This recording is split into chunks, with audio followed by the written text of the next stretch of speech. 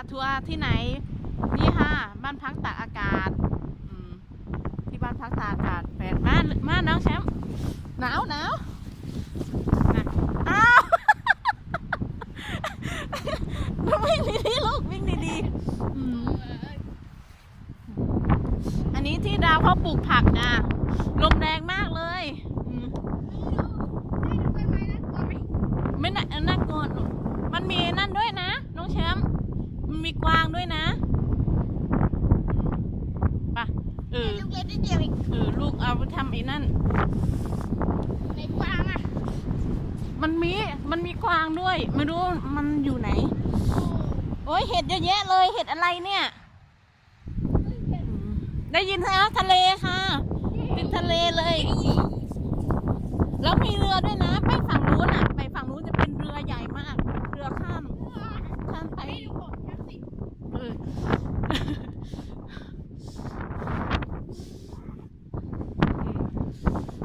ี่ค่ะอุ้ย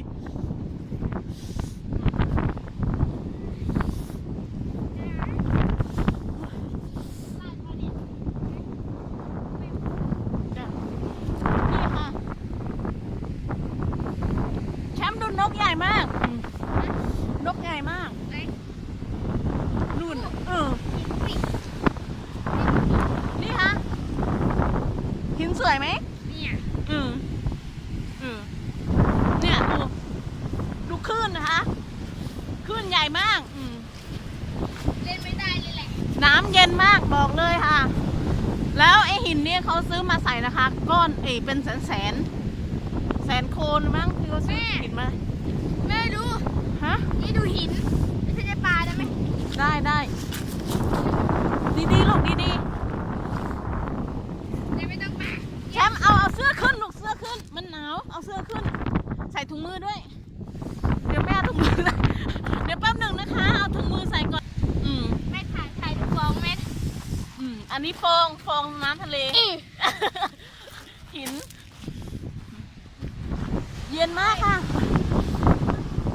อ้าวฟองลอยมาติดเต็มเลย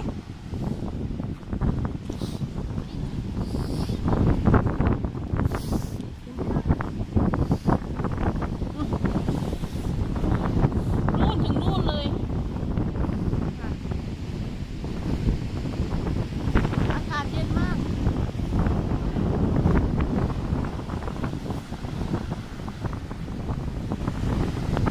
หินมีแต่หินใหญ่ๆน้ำมันไม่กล้าจับเลยค่ะมัน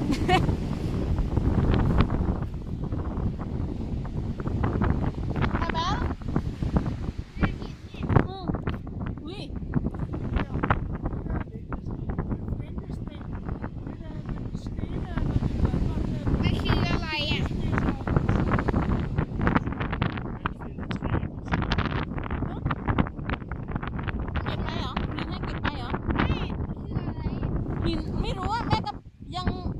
ไม่เข้าใจเดี๋ยวให้ลุงไปให้ดูอีกทีแชมป์เก็บหินแบนๆให้แม่หน่อย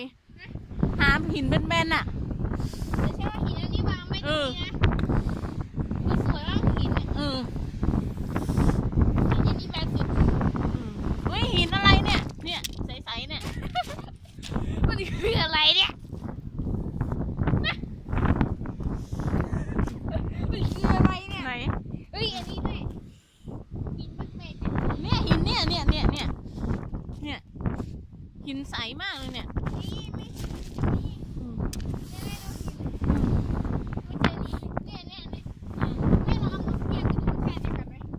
โอ้ยไม่เอาไปเก็บแล้ว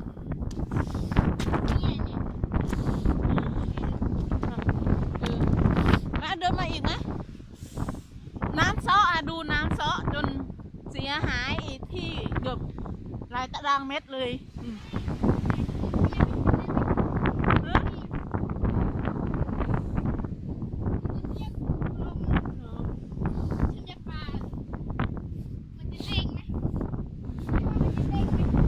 เด้งยังไง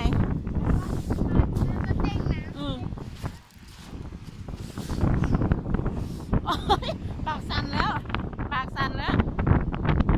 มันถล่ม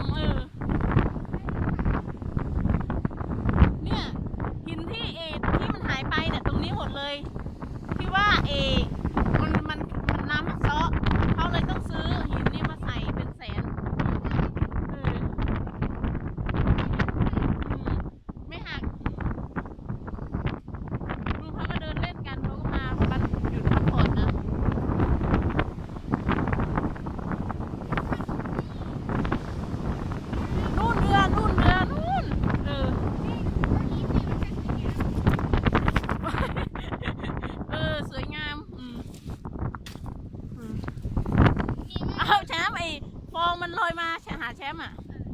นั่น ดู งานคลิปนี้แ